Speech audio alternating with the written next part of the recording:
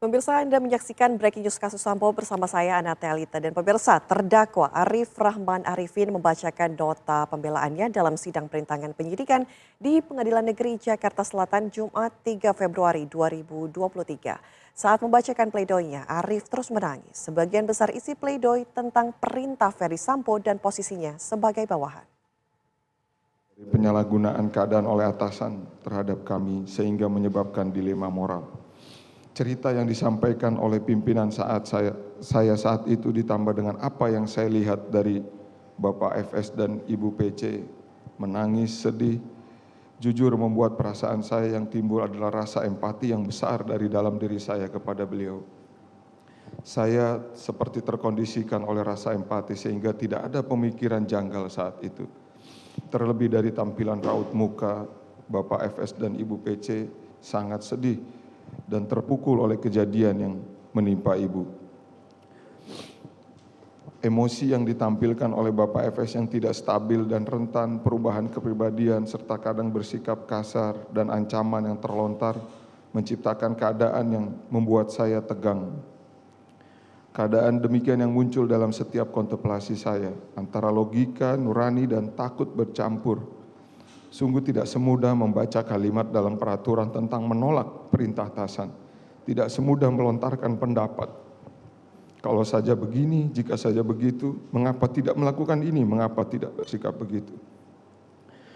Budaya organisasi di Polri yang mengakar pada rantai komando, hubungan berjenjang, yang disebut relasi kuasa, bukan sekedar ungkapan melainkan suatu pola hubungan yang begitu nyata memberikan batasan tegas antara atasan dan bawahan. Pola ini yang kadang menyuburkan penyalahgunaan keadaan oleh atasan terhadap bawahan. Kondisi rentan penyalahgunaan keadaan ini mungkin tidak bisa dengan mudah dipahami semua orang. Beragam praduga bersalah terhadap saya mungkin dipengaruhi oleh predikat saya sebagai penegak hukum. Seragam dan kepangkatan.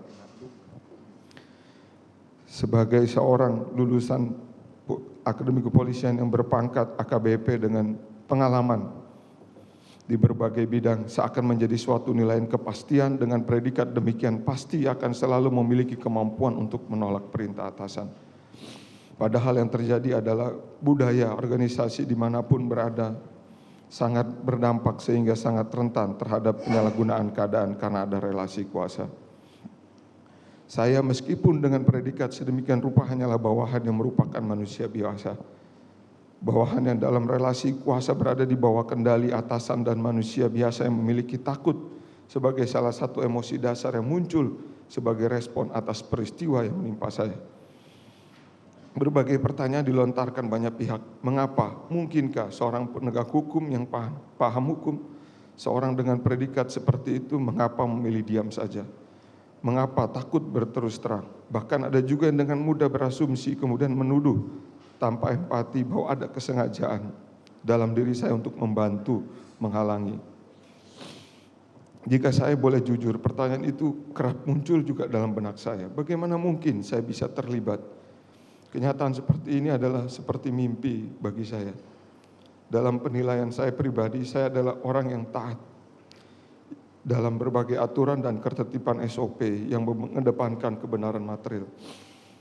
Apakah mungkin hal itu terjadi kepada saya? Harus terlibat dalam perkara dan diserang dengan tuduhan kesengajaan dan niat untuk merintangi penyidikan. Ketika saya bekerja, saya selalu berupaya berhati-hati dengan banyak pertimbangan. Ketika saya pertama kali menemukan ketidaksesuaian dan kejanggalan dalam video yang saya tonton, kemudian mendapatkan perintah dari Saudara FS untuk menghapus file yang saya tonton. Saya sudah berupaya mempertimbangkan dan memohon bantuan. Saya telah memohon arahan dari atasan saya langsung, yang saat itu saya nilai dapat memberikan perlindungan, dukungan, serta arahan tentang ketidaksesuaian dan kejanggalan. Jika saat itu atasan saya mendukung dan memberikan arahan untuk melaporkan ke petinggi Polri atau pejabat utama lainnya demi memohon perlindungan, arahan, dan dalam rangka pengungkapan fakta, mungkin sejak saat itu saya lebih berani mengungkapkan hal yang saya ketahui. Namun hal itu tidak seideal yang saya bayangkan. Dan saya malah dihadapkan kepada saudara FS yang justru kemudian meminta menghapus file tersebut. Pada saat itu saya menolak untuk menceritakan langsung dan dihadapkan, tapi situasi berbeda. Apabila saya coba menggambarkan kembali peristiwa saat itu, saya seperti tidak mau harus menceritakan kembali secara langsung ketidaksesuaian dan kejanggalan yang saya ketahui. Dalam suasana yang tegang, alasan saya menangis terlihat tidak bisa mengontrol lagi emosi dan air mata. Kondisi menjadi tidak menentu dan sulit diprediksi. Apalagi ketika ditanya siapa saja yang sudah menonton dan kemudian ada perkataan kalau bocor, saya berempat yang harus bertanggung jawab. Kondisi psikis saya sudah sangat down dan sangat tertekan. Sulitkah untuk memahami posisi saya? Mungkin lebih mudah dipahami jika dianalogikan dengan ungkapan bagaikan individu yang terkena sakit menular. Keadaan yang disalahgunakan ini membuat saya akhirnya tidak ada pilihan selain diam, dan sebagai tindakan akomodatif serta mencari solusi, saya dan Baikuni menyiapkan rencana lainnya. Ketika saya tidak lagi diam, keberanian saya perlahan kemudian muncul, meskipun muncul sedikit, tapi semoga dapat dimaknai sebagai itikat baik, semoga dapat dihargai sebagai upaya yang berguna untuk mengungkap kebenaran. Nasihat orang tua yang selalu diingatkan kepada saya bahwa pimpinan adalah orang tua, guru, dan komandan yang selalu berupaya menjaga anak buah atau bawahan. Bahkan terkadang apa yang menjadi pikiran pimpinan seorang anggota atau bawahan belum tentu bisa memahami. Tetapi saya diyakinkan bahwa itu merupakan hal yang baik untuk bawahan. Atau tidak akan mungkin seorang pimpinan menjerumuskan anggota. Oleh karena itu saya selalu berupaya memberikan kerja yang terbaik dan pikiran positif tentang kebijakan yang diambil oleh pimpinan saya. Figur seorang pimpinan bagi saya tidak hanya seorang komandan tapi juga orang tua.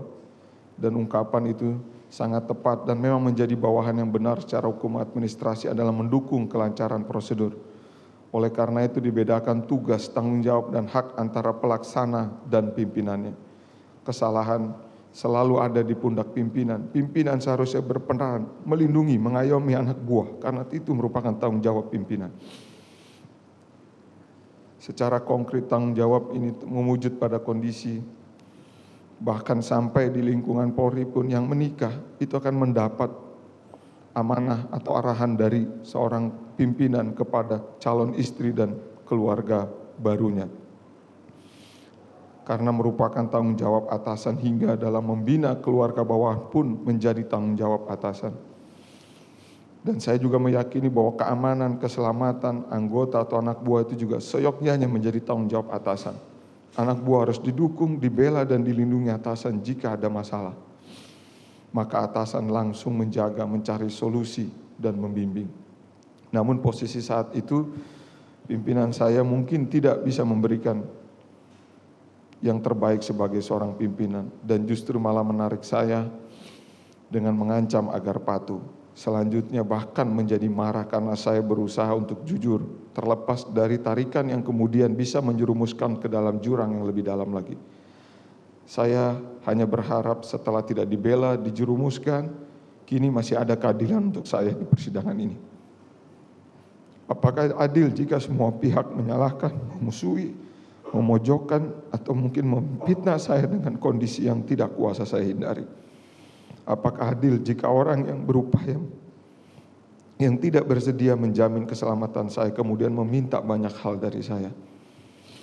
Meminta saya bersikap ideal dalam kondisi tidak ada jaminan keselamatan fisik dan psikis.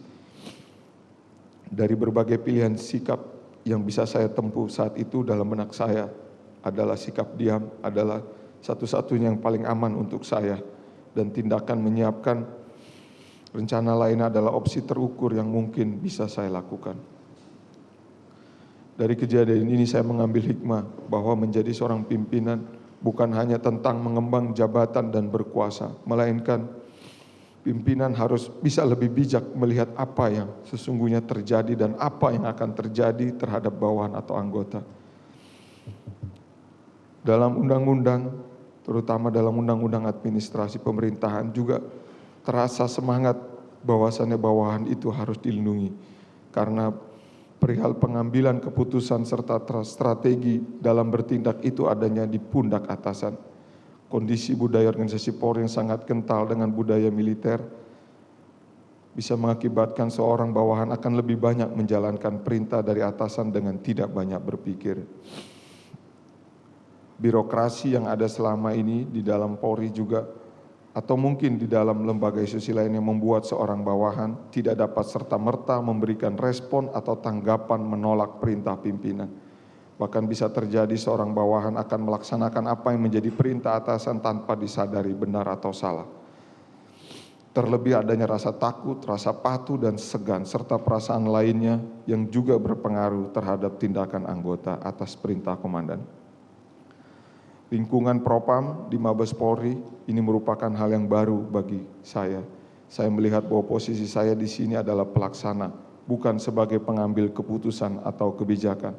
Karena untuk hal kecil di lapangan pun saya terkadang harus meminta petunjuk dari pimpinan untuk langkah-langkah teknis. Ini berbeda jauh ketika menjadi pimpinan di wilayah. Oleh karena itu saya merubah pola dan mindset pikiran saya ketika saya berdinas di Propam Mabes. Saya merubah pikiran saya sebagai pelaksana, bukan pembuat atau pengambil kebijakan. Yang mulia Majelis Hakim, satu hal yang perlu saya sampaikan terkait pembelaan saya, bahwa sejak tanggal 8 Juli 2002 sampai dengan saya di Patsus, tanggal 8 Agustus 2002, saya tidak pernah mengetahui secara jelas dan pasti tentang peristiwa apa yang sebenarnya terjadi di dalam rumah Duren 3 nomor 46. Kegiatan yang saya laksanakan hanya berdasarkan perintah dari pimpinan, dan saya pribadi tidak pernah merasa ada kejanggalan sampai dengan saya menonton kopi CCTV di tanggal 13 Juli dini hari. Bahwa memang pada saat itu tidak ada pengetahuan tentang fakta sebenarnya, dan serta tidak ada pilihan selain menjalankan perintah dari Kadipropam yang sah saat itu menjabat. Jikapun saya merasa ada kejanggalan atau ketidaksesuaian, dan oleh karena juga terdapat sedikit keberanian saya saat itu, saya merasakan adanya benturan logika nurani, khawatir, cemas, ragu, dan mungkin kepatuhan pada pimpinan dan institusi saya. Sehingga sikap diam adalah sikap yang saat itu menurut saya paling tepat untuk saya ambil. Apa yang telah saya lakukan dan saya sampaikan di muka persidangan saat ini adalah kondisi sesungguhnya yang saya alami dengan sebenar-benarnya. Dan fitnah yang telah diberikan kepada saya bahwa saya mengetahui peristiwa di tanggal 8 Juli terus terang membuat saya sangat sedih. Seandainya pun saya sudah diberitahu dan sudah mengetahui dari saudara FS tentang peristiwa tersebut, mungkin saya tidak akan berani menjalankan perintah-perintah apapun dari saudara Agus Nurpatria maupun saudara Hendra Kurniawan. Dan satu hal yang saya kemudian pelajari, bahwa Tuhan berbuat dengan cara-cara yang tidak biasa dan di luar kemampuan berpikir atau nalar saya. Tapi saya yakini semuanya Tuhan selalu punya rencana indah dan terbaik untuk saya.